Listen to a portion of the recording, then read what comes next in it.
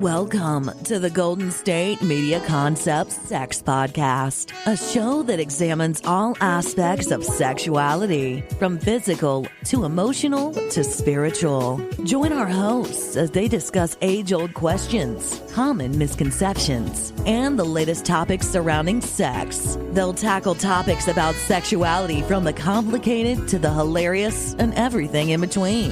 GSMC Sex Podcast is your show for all of your questions about sex, even some you might not have thought of yet.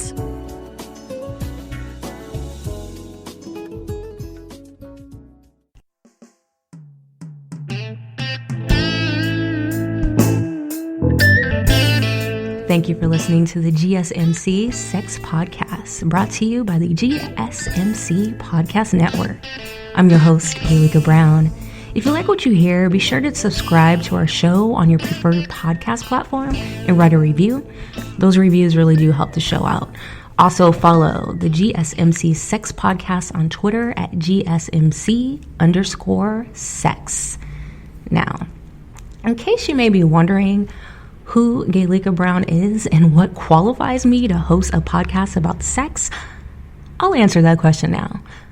Nothing qualifies me. I am not a sex expert. I love me some Dr. Ruth, but I am not Dr. Ruth. However, I am a student of human behavior, and I love to learn. I love to research topics and present what I've learned. And of course, I'm going to give you my 2 cents about the matter. But I will also include what experts have to say. So now let's talk about sex. In my opinion, sex and relationships go hand in hand. You can't talk about sex without talking about relationships. Relationships don't have to be romantic. You can have an agreement with someone to keep things casual. So you may not be in a monogamous, serious relationship with them, but you do have a relationship with that person. You interact with that person, there is a dialogue with that person, whether it's deep or surface level, you have a type of relationship with that person.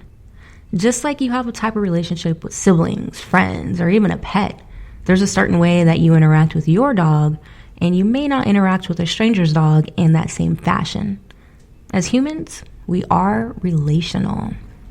So with that being said, sexually, you choose your mate. So if they say something or do something that pisses you off, why are you mad? And that's the topic of this episode. Why are you mad? I found an article on Bustle entitled, "The 10 Most Common Things Couples Fight About," according to a sex therapist. Now, the sex therapist is Vanessa Marin. So let's go over the list and start with number 10. Number 10, jealousy. 9, in-laws. 8, pet peeves. 7, chores. 6, romance. 5, quality time. 4, timing. 3, kids. 2, money. And number 1, you already know. It's the type of podcast this is. Sex. Of course, number 1 is sex. The sex therapist writes, "Sex can be incredibly triggering for a couple. One partner almost always wants sex more than the other, and the difference in sex drives can cause a lot of problems in a relationship. One partner feels like they're always pursuing, and the other partner feels like they're constantly fending off an attack. Other sex-related fights include one person feeling like they do all the work, for example, always being on top, having unfair expectations of each other, like expecting your partner to orgasm every time, and disagreeing over trying a particular act in the bedroom, like a threesome. So, if you get upset over any of those reasons, plus I'm sure there is a list you can compile on your own, why are you mad? For example, if you feel like you are always doing all the work, I'm tired of always being on top. Why are you mad? That person showed you signs of laziness in their daily life. You think that it's going to change in the bedroom? According to this article, the number 7 thing couples fight about are chores.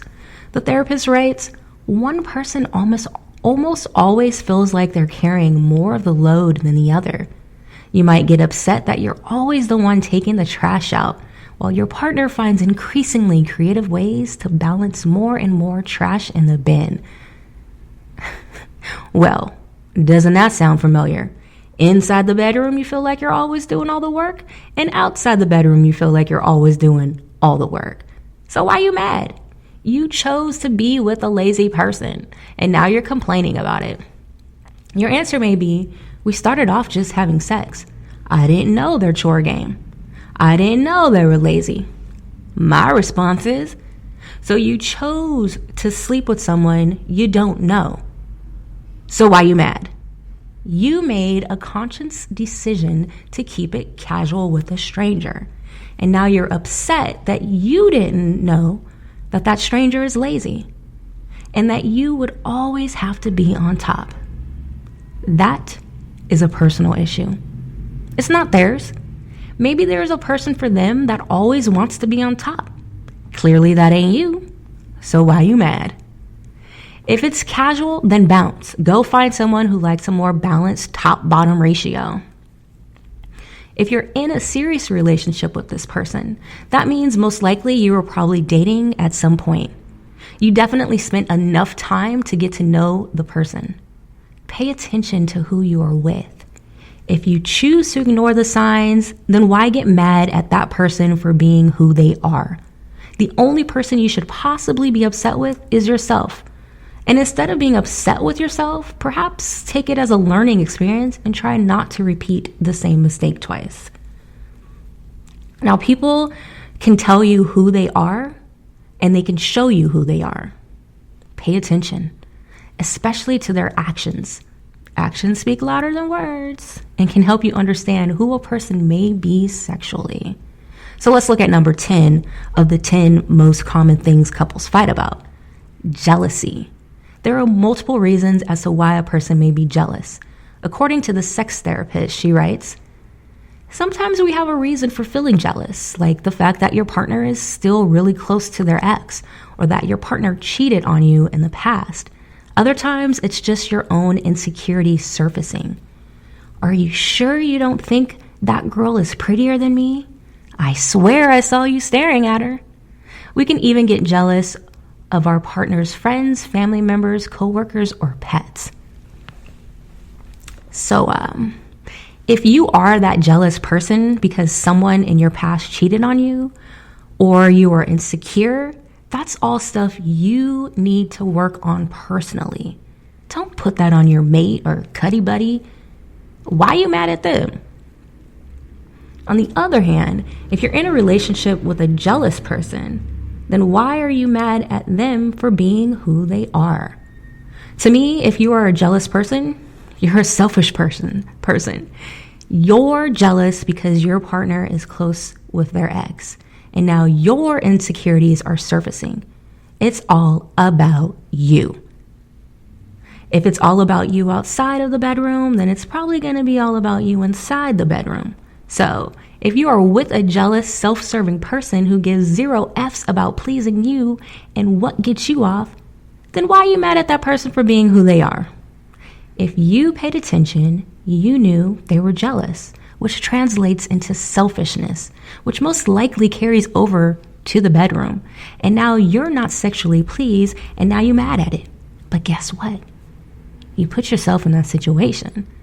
So why are you mad at that person for being who they are? Either choose to deal with it or choose to find someone else. Okay, so you did pay attention to who they are when you were dating. And maybe you ain't mad at a person for being who they are. Maybe circumstances changed. Maybe y'all was getting it on like rabbits, then their sex drive disappears. So what do you do in that situation? Well, we'll discuss that when we return. Still on the search of that one true love? On the limbo in this crazy world of dating, marriage, relationships? Well, listen to the Golden State Media Concepts Relationship Podcast, your one-stop podcast for everything about relationships.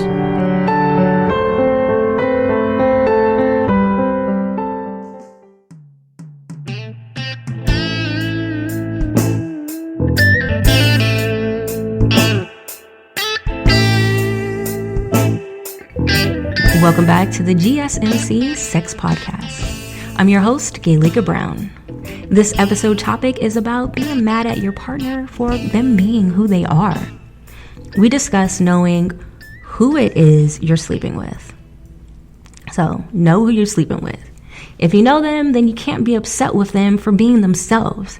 And if you choose not to get to know a person before sleeping with them, then why are you mad at them for being themselves?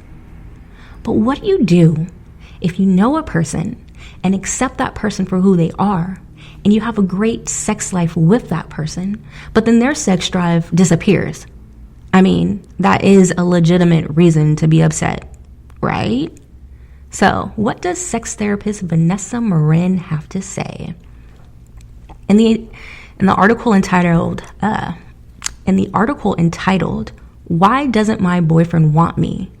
7 Steps to Take When Your Partner's Sex Drive Disappears," a woman writes in and says, "I've been with my boyfriend for over a year. Our sex life was great in the beginning of our relationship, but things have slowed down a lot over the last 6 months. I don't know what's going on because I feel so much desire for him. He has been stressed out about work lately, but I have caught him looking at porn on more than a few occasions. I should mention that he's the one who usually initiates. I've always had a higher sex drive than he does, so I feel sensitive about initiating. Why doesn't my boyfriend want me?" So, first, I want to acknowledge the fact that this woman isn't upset with her boyfriend for being who he is. She mentions that she has a higher sex drive than him, so instead of being upset with him about it, she waits for him to initiate sex. Kudos to her for acknowledging who he is and accepting it. And she isn't even upset that her sex life has declined. She points out that he has been stressed due to work, and she has given him grace for that. It sounds like she is frustrated that she is trying to be understanding about his situation and is suppressing her sexual desires while homie is watching porn and getting his jollies off. That sounds like a legitimate reason to be upset, right? So, how does a sex therapist respond? Well, this therapist likes her list, so she lists out 7 things to do.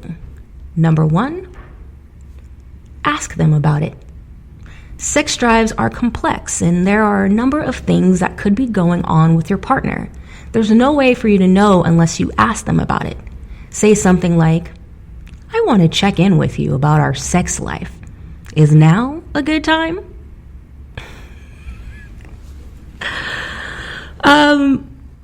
Okay. This is me, Gaelika, putting in my 2 cents. Yes, use your words. The same thing we tell children. Instead of being frustrated, angry, or wondering what a person is thinking, just ask. However, I don't know about the corporate corniness of, "I want to check in with you about our sex life. Is now a good time?"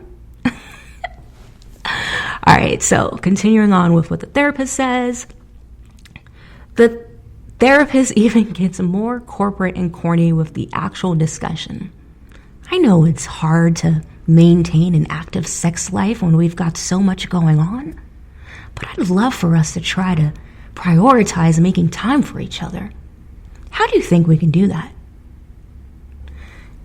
You want to have an honest, collaborative conversation about how the two of you can get things back on track. All right, Gaelika Brown again. Yes, you want to have an honest and collaborative conversation, but choose your verbiage that is natural to you and your partner. That's just my 2 cents. All right, back to this list. Number 2, talk about your normal. If things don't improve after your first conversation, or if your partner tells you during your first conversation that they don't feel distant from you, you may want to bring up the topic of sexual needs. You said in your question that things started slowing down about 6 months ago into your relationship, which is pretty normal time frame for the honeymoon period to wear off. It's very possible that the amount of sex you guys are having right now actually feels just fine to him. During a neutral time, not when you're trying to initiate sex, try asking him, What frequency of sex feels normal to you? If it turns out that he's satisfied with things as they are, you may have some larger compatibility questions to think about. All right, Gaelika Brown again here with my 2 cents. Facts. If he is satisfied with how things are, then you may have some larger compatibility questions to think about. No need to be mad at your partner for them being who they are. Either work it out, accept it, or move on. Now, number 3, be a supportive partner.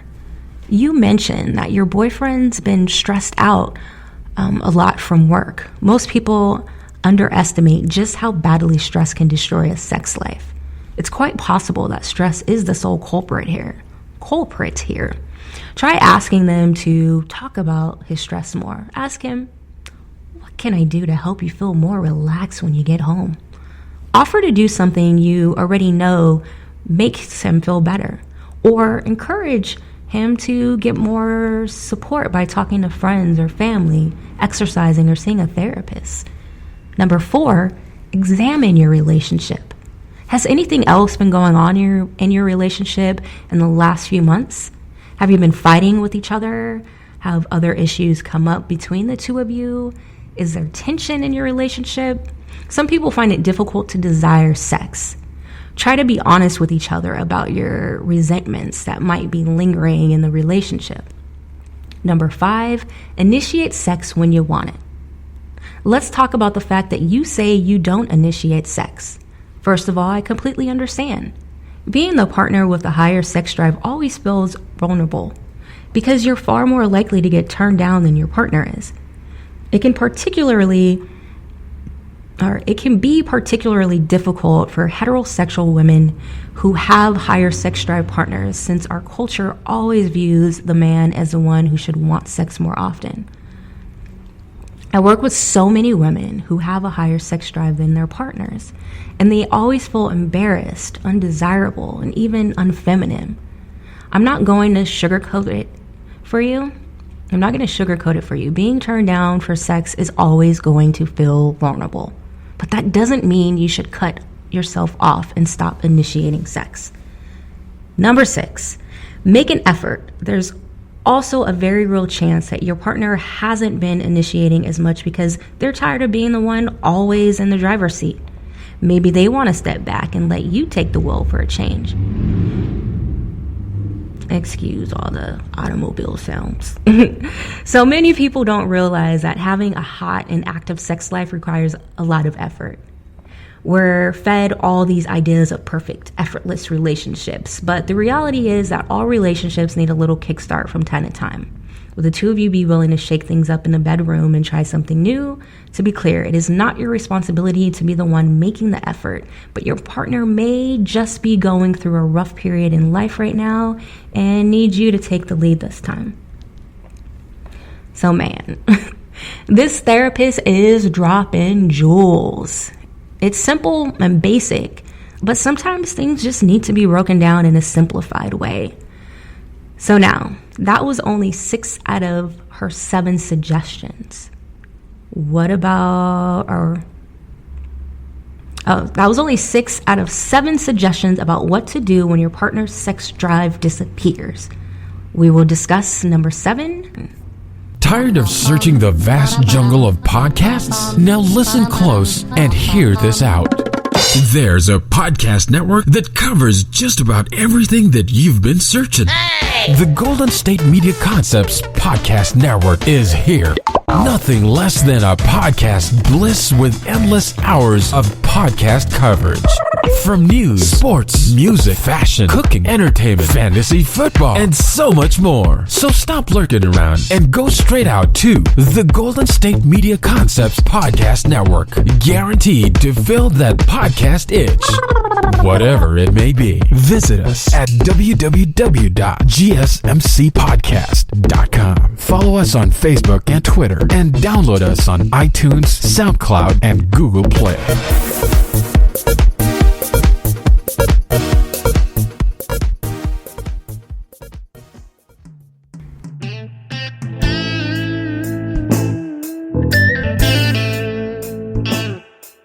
Welcome back to the GSMC Sex Podcast. I'm your host, Gaelika Brown.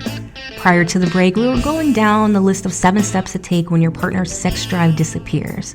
Here's number 7. Talk to them about the porn. I can understand your concern that your boyfriend is watching porn, but not paying as much attention to you. Porn gets blamed for a lot of relationship issues, but it's not a universally horrible thing. Everyone has a right to their own relationship with their sexuality, but porn shouldn't create distance between partners. This is a sensitive topic to bring up, so tread carefully. I'd advise you try the other suggestions first, then bring this up if nothing has changed, or if you notice his porn usage increasing. Say something like, "It feels like it's been harder," no pun intended, and harder, no pun intended, for us to connect lately.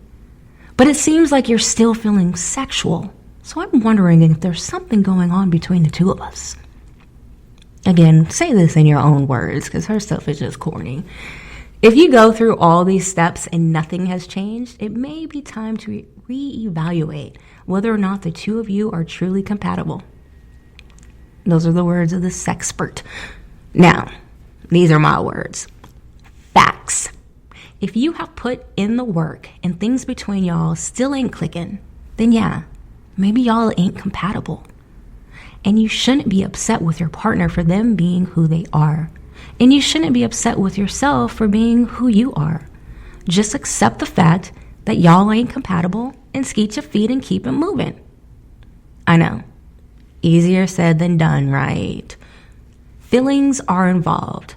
Time has been invested. Financially, y'all might be intertwined. But if you feel the need to stay in that situation for those reasons alone, the only person you need to be upset with is yourself. But I'm not a champion for being upset with yourself and beating yourself up. Leave that to the world and the people in it. Amen. I'm a champion for learning lessons and moving the F on. So, what's the lesson here? What's the takeaway? Dina Strata, a relationship coach, wrote an article entitled, "Why Being Upset with Someone is Always About You." She says, "I think our closest relationships are our greatest mirrors into ourselves. There are the ones that trigger our deepest wounds the most, the ones where we really get the opportunity to work on our stuff. How many times have you found yourself frustrated and angry at your spouse for your children, accusing them of things you yourself know you do?" My 2 cents. Life is about evolution. You should constantly be evolving and becoming a better version of yourself. In order to do that, you have to know yourself. And the best way to know yourself is to be self-aware. So if you are aware of what arouses you sexually, then you will have a better understanding of the type of person you should be with. And if you are paying attention to who you spend time with, then you can kind of figure out if you are sexually compatible with this person. If you're not compatible and this makes you mad, ask yourself, why are you mad? If you hate oranges and you choose to drink orange juice, then that is on you. But if you are unaware of your dislike for oranges and someone hands you a glass of orange juice, you drink it and spit it out, then perhaps you should ask yourself, why did I spit that out? Do I not like oranges? Is there a reason why I dislike oranges? Is it because it's citrus? Is it because I don't like the pulp? Or is it because it's messy and sticky? This relationship coach says, "A very wise teacher once told me that anytime I find myself angry or upset with someone, I need to look at what it is in them that I see in myself.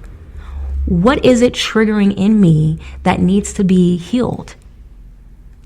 This was really difficult for me at the time to swallow because often I just thought someone was being a total jerk and I certainly didn't think I was the one. Besides, I felt justified in my anger, and certainly whatever that person did to me, I wasn't responsible for. The truth is, as time went on and my spiritual practice grew, I never knew something to be so true. I would often find myself triggered by something someone said or did and not understand why I was so upset. When I started developing this practice of looking within myself to uncover the true source of the upset, it always did come back to me. All right, my 2 cents. So like I said moments ago, life is about evolution. Once this relationship coach spiritual practice grew and she started looking inward, it helped her to discover herself. She evolved. She further states, most of the time, whatever we are feeling is about us, our egos, the wounds from our childhood we still haven't healed, guilt we are feeling about something, or our simple, unequivocal need to be right. All of these things chip away at our happiness and inner peace and leave us in a state of conflict and suffering with the people we love most. When you find yourself in a situation where you are angry and upset at someone, ask yourself these 3 important questions. 1, why is this situation so upsetting to me? 2, what is my part in this? 3, what is this really about for me? I'm going to read those 3 important questions again. 1, why is this situation so upsetting to me? 2, what is my part in this? 3, what is this really about for me? All right, my 2 cents. Yo, I totally agree with asking those 3 questions. Recently, I was listening to the Horrible Decisions podcast 148, and one of the hosts said, you give power to what you want to give power to. So if you hurt me, I allowed that to hurt me. Ultimately, I have control over my feelings. I agree with the giving power to what you want to give power to statement. However, I do not agree that we have control over our feelings. Feelings are just that, feelings, emotions. You feel and you have no control over that. You do have some control over situations that may cause you to feel a particular way. I know that if I know that every time my partner watches the Raiders play, he gets upset and cries, and I find that annoying, then I can choose to not be around him after a Raiders game. I can remove myself from that situation. Now, sometimes you don't have control over a situation, but you always have control over how you respond. If I'm stuck watching the Raiders play with him because we're at a game party, and although I drove separately because, hey, I was trying to have some control over the situation, but now my car is blocked in and I'm stuck, I can choose to be upset, or I can choose to accept that this will be a night of man tears and tomorrow is a new day. So I'd like to wrap up this episode with a quote from Buddha. You will not be punished for your anger. You will be punished by your anger. Let me read that back. You will not be punished for your anger. You will be punished by your anger. That's Buddha, y'all. So again, I ask, why you mad? Now, I definitely appreciate your time. Thank you for listening to the GSMC Sex Podcast, brought to you by the GSMC Podcast Network. Until next time, I'm Gaelika Brown. You've been listening to the Golden State Media Concepts Sex Podcast, part of the GSMC Podcast Network. You can find this show and others like it at www.gsmcpodcast.com. Download our podcasts on iTunes, Stitcher, SoundCloud, Google Play, or anywhere you find podcasts. Just type in GSMC to find all of our shows from the GSMC Podcast Network. From sex and relationships to health and wellness, life and happiness, and even weird news. You can also follow us on Twitter and Facebook. Thank you, and we hope you have enjoyed today's episode of the Golden State Media Concepts Sex Podcast.